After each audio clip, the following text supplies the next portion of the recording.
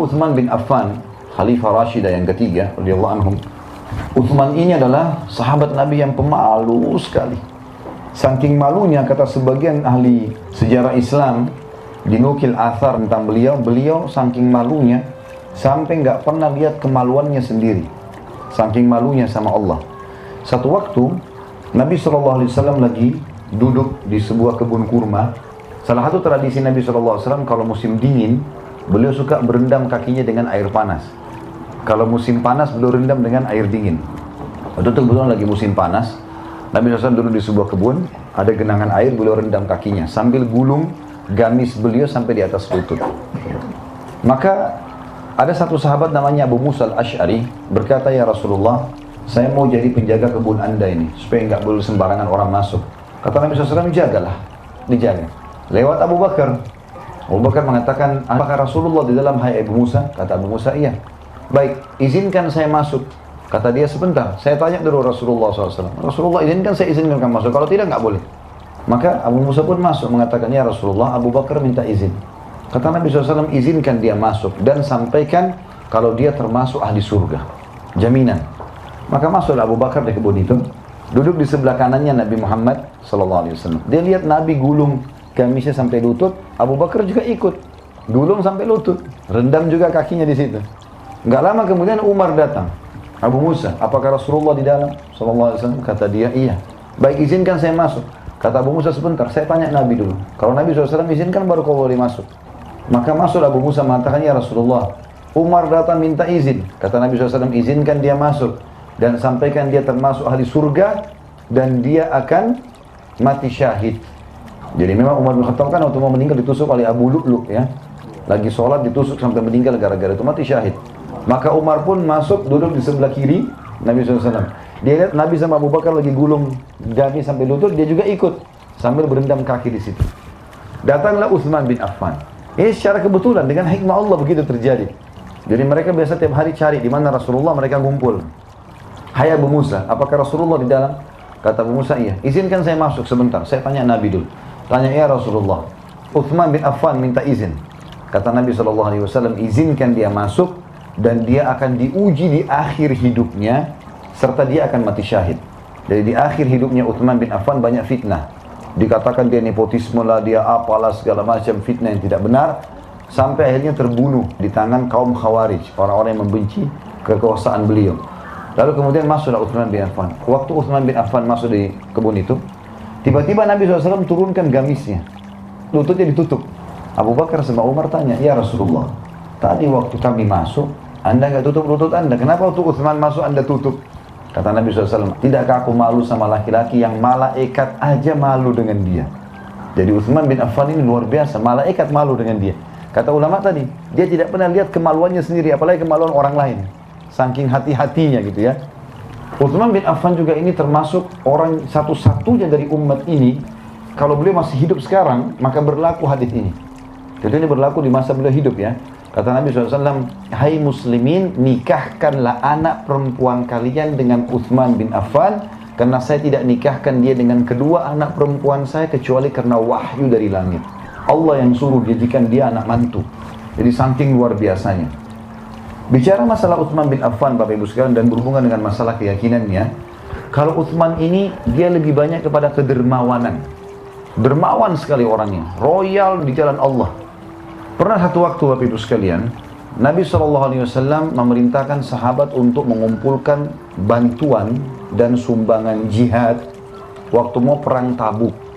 Perang Tabuk ini terjadi di akhir tahun 8 Hijriah, sebelum Haji Wada, melawan kerajaan Romawi. Rajanya waktu itu Herakl. Dia sudah tahu Nabi SAW dan dia seorang pendeta. Bahkan Herakl ini pernah dulu masuk Islam, lalu kemudian dia murtad kembali. Nabi SAW bentuk pasukan untuk menyerang Tabuk waktu itu, dan beliau suruh sahabat, "Ayo menyumbang jihad." Banyak sekali orang mau pergi, waktu itu 30.000 orang.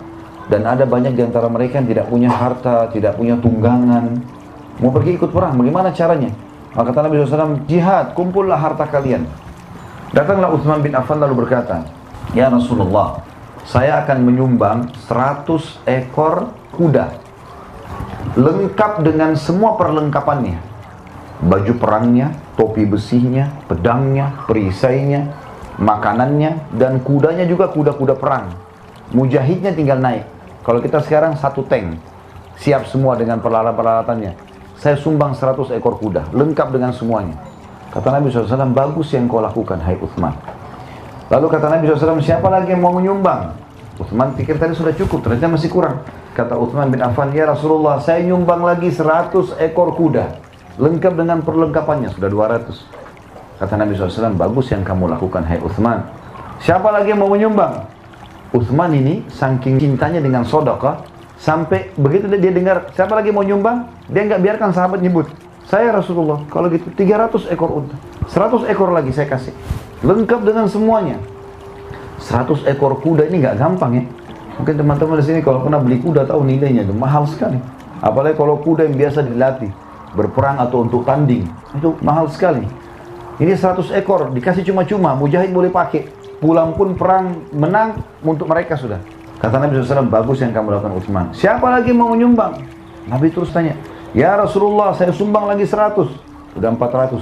Terus sampai sudah 9 kali. Sudah 900 ekor nih. Lalu kata Nabi SAW, siapa lagi yang mau menyumbang? Kata Uthman, ya Rasulullah, kuda saya tinggal 90. Saya akan genapkan dengan 10 ekor unta, biar jadi 1000. Kata Nabi SAW, bagus, sumbanglah. Kata Nabi SAW, setelah itu, tidak ada yang bisa menghalangi Uthman masuk ke surga setelah apa yang dia lakukan pada hari ini. Lalu Nabi bilang, waktu itu kebetulan mujahid pada mau pergi nih, kan butuh air, isi kendi-kendi. Ada satu sumur punyanya orang Yahudi. Sumur ini oleh Yahudi dia tahu umat Islam butuh, dimahalin, dijual airnya. Maka kata Nabi SAW, siapa yang membeli sumur rumat namanya, dijamin baginya surga. Uthman nggak pakai nunggu. Hei Yahudi, berapa kau mau jual? Orang Yahudi ini Bapak Ibu sekalian sebutin angka nggak masuk di akal. Sekarang pun tidak ada sumur semahal itu. Dia bilang 20.000 dinar emas. Kalau kita dalam rupiah 5-6 miliar. Tidak ada sumur begini. Di yayasan kami gali sumur 10 juta, 12 juta sudah gali sumur. Sumur 6 miliar ini sumur apa? Dia pikir Uthman tidak mau beli. Sengaja gitu. Kata Uthman, saya beli. Nggak pakai ditawar. Karena Rasulullah bilang, siapa yang beli sumur rumah, baginya surga. Dia beli surga ini. Datang, saya beli. Pulang, bawa 20.000 dinar emas, bayar. Saking gembiranya si Yahudi, kebetulan sumur itu ada di kebun kurma kecil. Kata dia, hai Uthman, ambil semua sama kebun-kebunnya. Karena 20.000 dinar emas bisa beli 20 kebun kurma seperti itu. Uthman bin Affan itu masih haus teman-teman, dan tidak ada sumber air kecuali dari sumur zaman itu. Maka Uthman tidak minum seteguk air pun, kecuali dia sudah mengatakan, hai muslimin, ini wakaf buat kalian, silakan minum. Dan saking ikhlasnya Uthman bin Affan, Bapak Ibu sekalian, sampai hari ini sumur itu masih ada. Sumur itu subhanallah, tidak ada sumur berumur sampai 1400 tahun masih bersih airnya. Di muka bumi ini tidak ada. Itu satu-satunya. Karena ikhlasnya sampai Allah berkahi. Bukan cuma itu, ada kejadian unik di sini Bapak Ibu sekalian. Di hari ini Uthman bin Affan punya rekening di salah satu bank syariah di Saudi. Kira-kira di dalam kehidupannya Bapak Ibu, bisa nggak orang mati punya rekening? Apalagi Uthman hidup di tahun 30-an Hijriah, meninggalnya tahun 37 Hijriah. Bagaimana ceritanya bisa punya rekening? Jadi rupanya waktu Uthman bin Affan beli sumur itu dan kebun kurma itu, kan dia wakafin buat umat Islam, silakan ambil buahnya, ambil airnya. Rupanya Uthman bin Affan merawat kebun itu, ditambah pohon-pohon kurmanya, dikasih bibit-bibit yang bagus, dipekerjakan orang, sehingga lebih banyak hasil kurmanya. Dan setiap saat disedekahkan sama dia. Air boleh diambil, kurma boleh diambil. Waktu Uthman bin Affan mati, Ali bin Abi Thalib memasukkan dalam program pemerintah. Kebun Uthman diurus.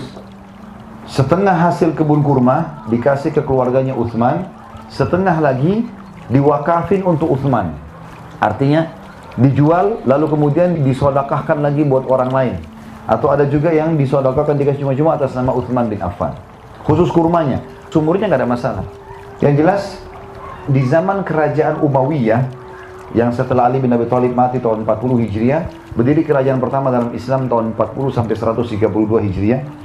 Di zaman kerajaan ini juga Abbasiyah setelahnya yang berkuasa tahun 132 sampai 656, juga Utsmaniyah yang runtuh tahun 1924 dari khilafah menjadi republika. Dan sampai sekarang kerajaan Saudi, kebun kurma itu masih dirawat. Dan uniknya, kebun kurma itu, kalau saya tidak salah ini ya, setengahnya masih dikasih kepada ahli waris. Ada juga kalau tidak salah saya dengar cerita, semua hasil kebun kurma itu diwakafkan buat Utsman bin Affan. Tapi program pemerintah, jadi pemerintah yang rawat kebun itu, hasilnya berapapun, diwakafin buat Utsman bin Affan. Apa yang dilakukan? Dibukakan rekening atas nama Utsman, walaupun orangnya sudah mati, oleh pemerintah Saudi. Semua hasil kurma itu ditaruh di rekeningnya. Saya tidak salah jutaan atau sampai sudah 1 miliar real, besar sekali. Dan sekarang pemerintah Saudi membeli tanah yang ada di dekat Masjid Nabawi. Subhanallah, itu dulu rumahnya Utsman bin Affan. Dibeli dari uang itu. Lalu akan dibangunkan hotel bintang 5, juga diwakafkan buat Utsman bin Affan. Lihat bagaimana berkahnya sedekah itu kalau ikhlas karena Allah. Sampai 1400 tahun masih berlaku. Bahkan sampai dia sudah meninggal orangnya, miliaran masih berjalan. Padahal bukan perusahaan ini. Hikmah Allah datang seperti itu. Dan kenapa Utsman mau melakukan itu Bapak Ibu sekalian? Beli sumur 20.000 dinar emas tanpa negosiasi. Dan dia tahu, yakin Nabi SAW bersabda tidak akan berkurang harta seorang hamba karena sedekah. Kalau Bapak Ibu mau kaya, sedekah. Royal di jalan Allah, jangan perhitungan. Karena ini di jalan Allah. Allah sudah janjikan melalui lisan Nabi Muhammad SAW tidak berkurang harta seorang hamba karena sedekah.